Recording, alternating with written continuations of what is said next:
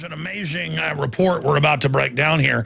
I would like to get our guest on sometime, just because there are so few World War II vets left out there, especially those that have seen the type of things that he's seen.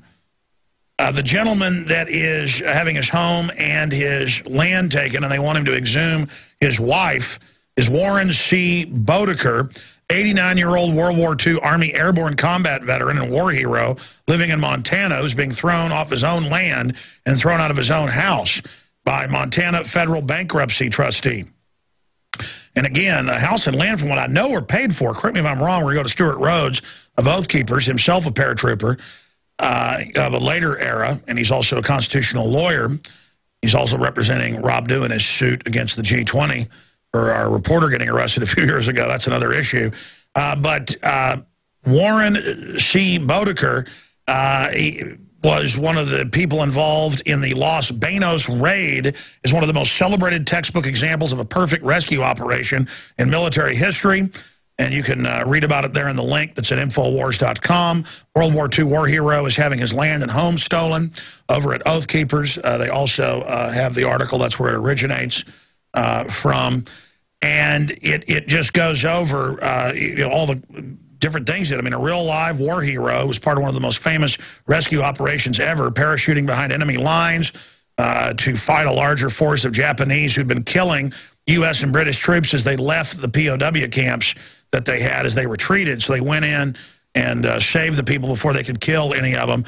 And he had to go to the VA today. He's driving down the road. He's getting to a better cell spot. We're going to call Warren here in a few minutes. In fact, he's online with us now. But I wanted to bring Stuart Rhodes up first, who's gone and shot a video interview that's posted at Infowars.com. We're going to play part of that coming up as well. But Stuart, because you're a lawyer, you've met with him, you know the case, give us the specifics, because, this is happening to veterans all over the country, and not just veterans, to citizens. And the big banks have been caught taking houses that are totally paid for. They don't even have deeds to. In this case, though, I didn't know that you could take people's houses if they were retired and they were homesteaded, their house, if it was their only residence, and if they were retired, at least in Texas and most other states. I know you're up in Montana as well, so you're the one breaking the story. Constitutional lawyer Stuart Rhodes, what do you make of this? What's happening? And tell us about Renn Bodeker. Well, what this really is elder abuse. And what they did is he didn't disclose some silver coins that he had, that him and his wife had been storing away since 1964. They store food. They're LDS. They've stored food all their lives, and they also socked away some silver, and they never spent it. And in his mind, this was his retirement, and so he didn't disclose it. And because he didn't disclose that, and he had a relative of his, unfortunately, rat him out to the court, his stepson.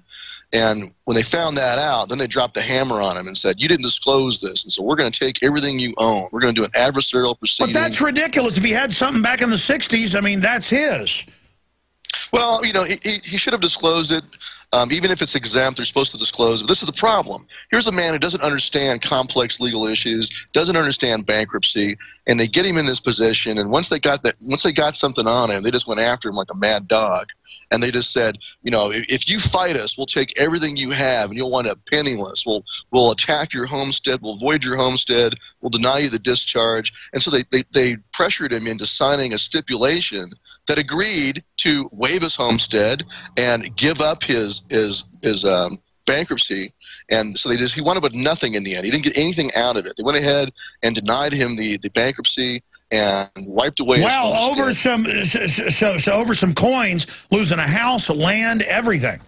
Right. And so they pressured him into signing this, and we're going to challenge this on his capacity to understand what he was signing. His lawyer at the time gave him, I think, horrendous advice. There's no way they're going to put an old man like this in prison.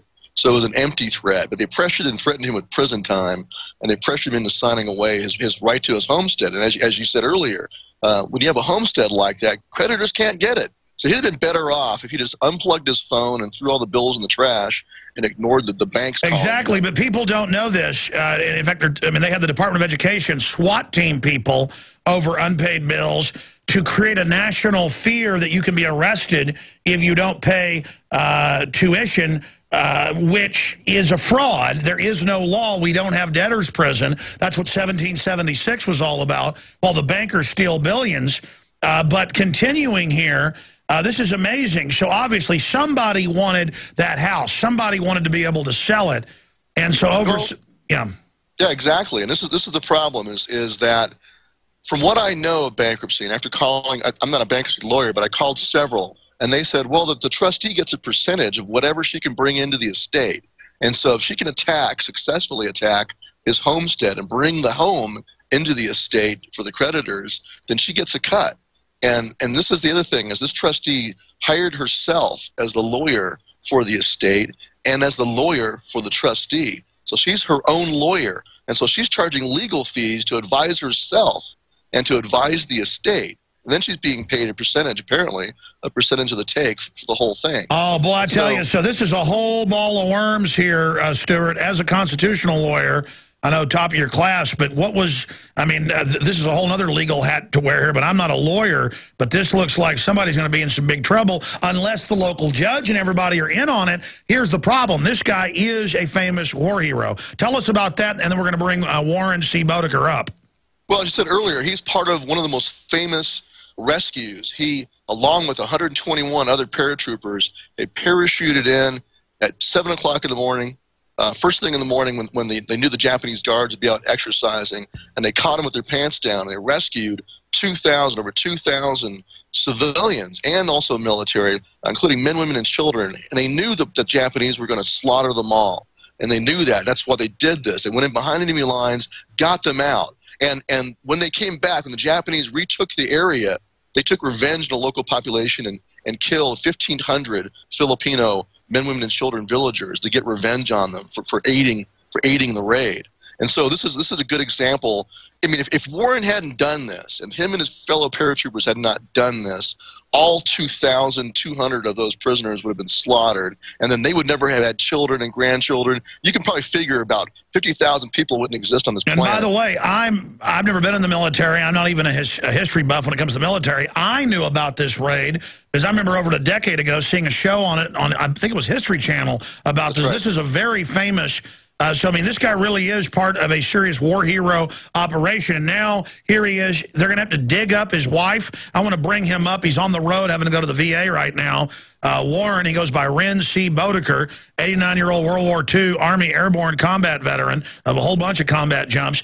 Renn, if you can hear me, I can. You're speaking to several million people. What would you like to say about what's happening to you? I can't believe it.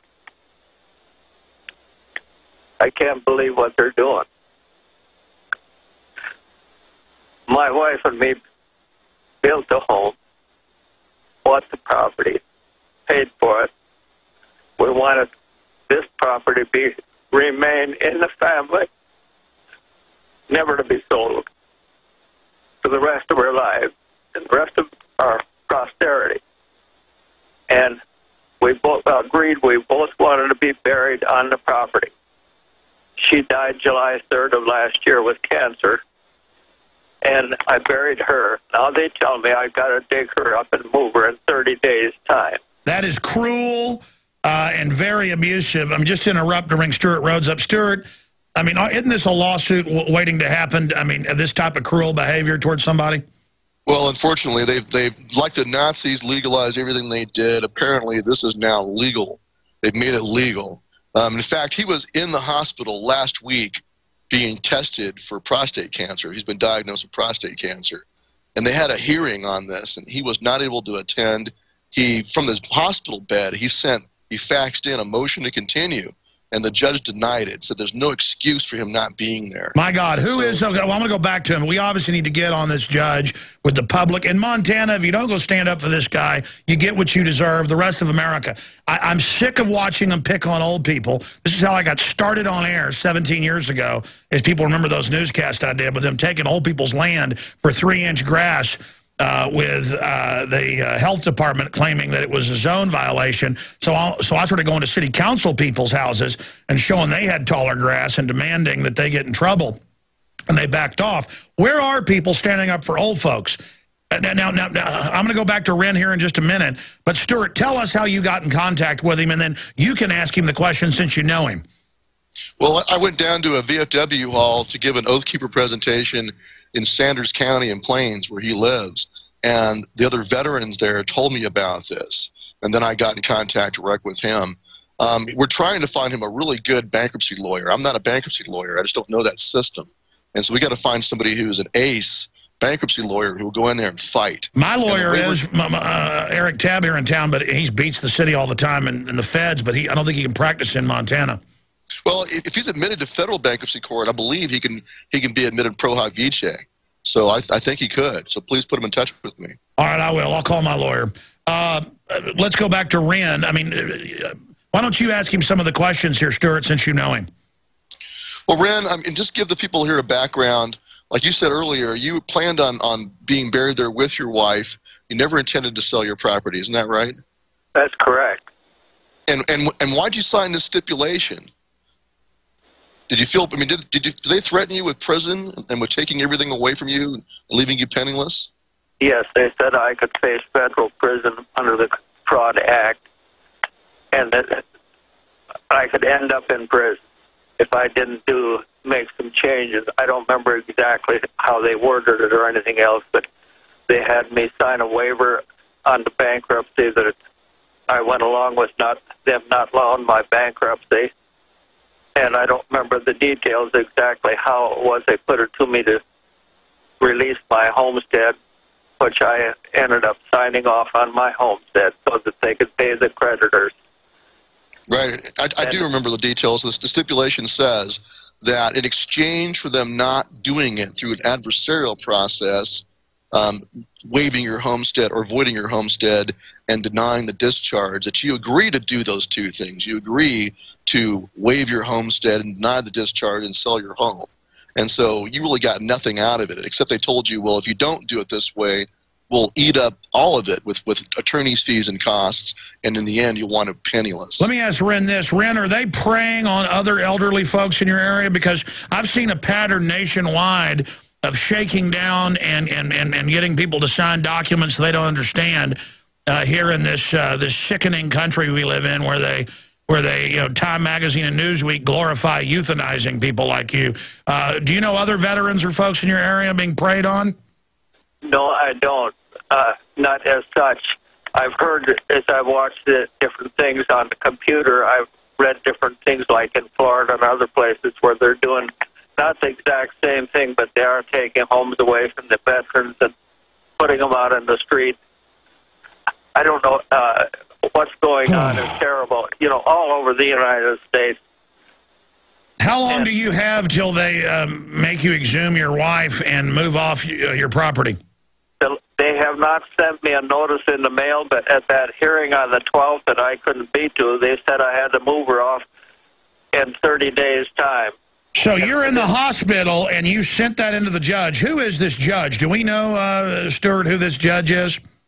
Yes, his last name is Kirshner. He's the federal judge for Montana, for bankruptcy. The doctor sent in an affidavit to the judge that it was impossible for me to leave the hospital. And I believe, the way I heard it, the attorney for the veteran there in Fort Harrison also contacted the judge and told him I couldn't be there. The judge says, it doesn't matter.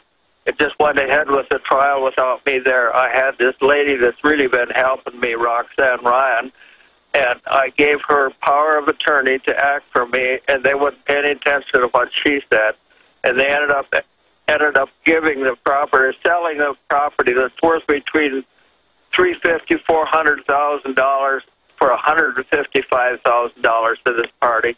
They gave us till last night, actually it was Sunday night, to be out of my home with all my stuff. And at 3 o'clock yesterday, they were going to send the sheriff or a deputy and a locksmith to change the locks on my door so I could no longer get in. Yeah, I should have added how immediate this is. You're going to the VA right now. You've pulled over just to this interview for treatment for cancer. I mean, this is insane. Correct me if I'm wrong, Stuart, but you told me off air, you told Dew off air. Is it true the sheriff refused yesterday to go throw him out and told the feds they can just do it themselves? That's right. The sheriff of Sanders County, Tom Rummel, I met him down at Sheriff Mack's Sheriff's Conference, and he called the trustee yesterday and let her know that he believes that Renn, his due process rights were denied when he wasn't allowed to be at the he couldn't be at the hearing, wasn't allowed to continue the hearing, and they went without him. So he said, I'm not going to give you a deputy to do a standby. That's what they usually do, is send a deputy along whenever they evict somebody. And he said, I'm not going to send a deputy. You'll have to do it on your own. Go find somebody else to be your muscle. So I think that's a really, it's one silver lining in this horrible story. She did not show up. In fact, the locksmith did not show up. Neither did the buyer. No one showed up yesterday. They all stayed away. I think they're, like cockroaches scurrying from the light. They don't want to confront us angry veterans. They don't want to confront the news media. We call the local media out there. They were on standby. As you know, we sent reporters up to Georgia, where that man who'd had chickens for decades in the edge of town, they were trying to take his house. And we found out the sheriff's department, the police, none of them were there. My intel is they had Army from Brigade Homeland dressed up to carry out the eviction, and that's what happened. And I've confirmed, Stuart, they have military dressed up all over the country now, helping carry out federal takeovers of property. Have you gotten any info on that? No, not here in Montana, and there was nobody there. Only the volunteers and us veterans who were there to help him get his stuff out. Oh, that's why they didn't show up. No, I'm just saying, around the country we've confirmed that they're trying to. I'm sure you saw the head of the Army 2 weeks ago in the CFR called for garrisoning regular troops in every city. Yes, I did. Yeah, I saw that. Just amazing times to be alive. Renn, I'd like to get you on sometime just to talk about that rescue operation, but way back then in 1945, rescuing those thousands of people, could you ever have imagined that they'd be trying to take your homestead? No way. I was fighting for people to save their lives and for this country and the freedom and the Constitution. And it's been totally reversed on me. Well, that's why we had laws against taking people's homestead because of these criminal carpetbaggers. I'm sorry, go ahead. But now we're a nation. We are a nation ruled by carpetbagging banksters. I'm sorry, go ahead, Stuart. Well, that's a good point. The founders put bankruptcy in place to help people who were in financial trouble, and now it's being turned into a weapon. And these banks are like a bunch of pirates, and these trustees are the same way. They get bailed out, but Renn gets no mercy. And I wanted to ask Renn, if you had been captured by the Japanese, you know what they did to POWs. Let me ask, would you rather be captured by the Japanese and tortured and starved, or would you rather have happened to you what just happened to you just now, being forced to dig your wife's body up? Which one do you think is worse? I missed part of what you said. I guess we're... Let me ask you this. Oh, wait. Have you already had to dig your wife up, sir? No, I have not yet. He was asking you, would you rather have been captured by the Japanese when you saved those thousands of people, or would you, what's worse, being captured by the Japanese or having to dig your wife up? Well, I would understand if I'd have been captured by the Japanese because we were in war. I would understood what I was facing. I do not understand what I'm facing here with my home paid for and built by my wife and myself. I was kicked out and had to get everything and lost almost everything I had. Well, see, here's the big lie. They hound you and push you to pay off medical bills, I was told, is what a lot of it is. Well, you can't, medical bills are not supposed to hound you for those to begin with. And, here you are, people locally make a business all over the country out of taking old folks' homes. I've seen it myself.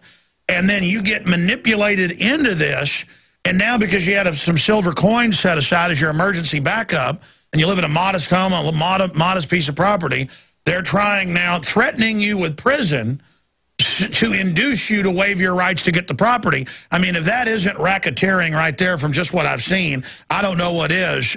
Stuart Rhodes. Well, I think it is. I think it's like I said, it's elder abuse. It's a systematic pressuring. This is not justice. A government lawyer under the ethics rules for lawyers, their first obligation is to do justice.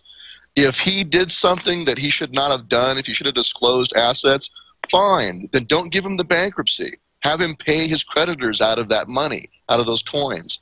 That is justice. to go from that and go forward and then take his home, take his land, force him to dig up his wife's body so he can be buried next to her someplace else, that is not justice. That's brutality. Stuart, do you know how many coins there were? Because like you said, they should have just said, use these to pay off creditors. I think he had a pretty good stack. He had like I believe it was like 600 coins, 600 ounces. So he had a pretty good. I'm not sure though.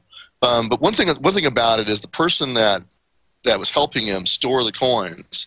I believe it turns out that he also went to the court and says, I know where his coins are, and I'm pretty sure it's his girlfriend or fiance that's winding up buying the property.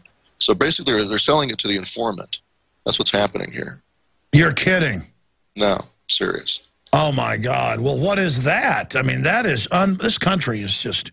And Renn asserts that this man also stole, I believe, about 60 ounces of silver from him. So I'd have to get the exact figure from Renn, but he thinks the guy, he came back lighter than what he gave him. So. Oh my gosh! So he's a trusting old veteran. Man, who are these people that prey on old people? And I'm sure you've seen all the Time magazine and Newsweek's talking bad about old people and how they're, need to be done away with. I mean, this country's run by a bunch of demonic, snaggletooth, snot-nosed yuppies. I'm telling you right now.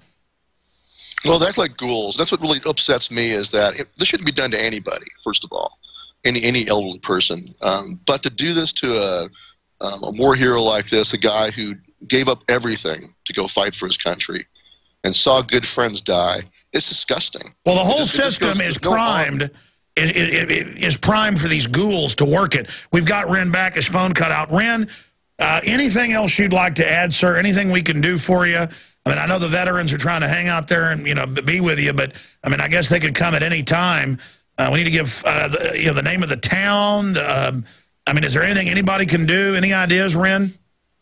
Well, we're totally kicked out of our home, and almost everything. There were a few other items we did not get that was outside as of last night. The biggest thing that we all need to stand up for our freedom and for the Constitution of this country. If we don't stand up and start standing up now en masse, we'll all be treated like I have been treated in the last few months. And the guy that reportedly ratted you out, and obviously you didn't even know what you were doing, you've said that on record to Stuart, didn't understand that, you thought you could keep that. It's his girlfriend getting the house? No, he's no connection with the people that are getting the house at all. He's my former stepson.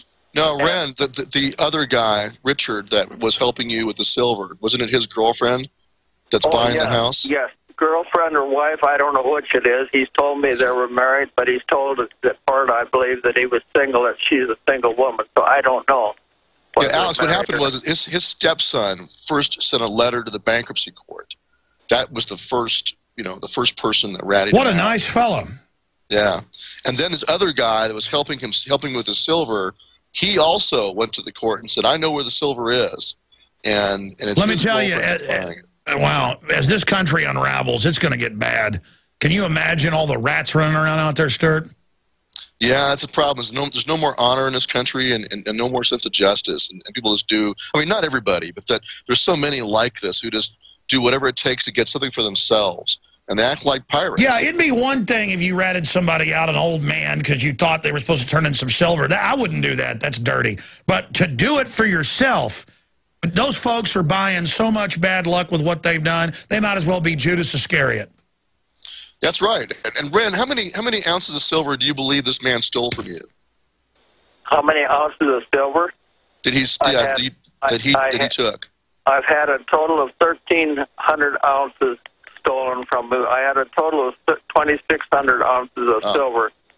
And one part of this last party that was supposed to have been a friend and the husband or whatever, the gal that's buying the property, they stole 360 ounces of silver while it was in their hands before it went to the court. And my stepson that was took care of my house when I took my wife to the clinic when she had the cancer. That was the first silver that was missing. That was in his care. Unbelievable. I wonder where they got the money to buy the house. I tell you what. 1 minute break. We're going to come right back and finish up with both these gentlemen back in 60 seconds. This needs to be investigated right now. The story's at Infowars.com. Warren C. Bodeker, goes by Renn.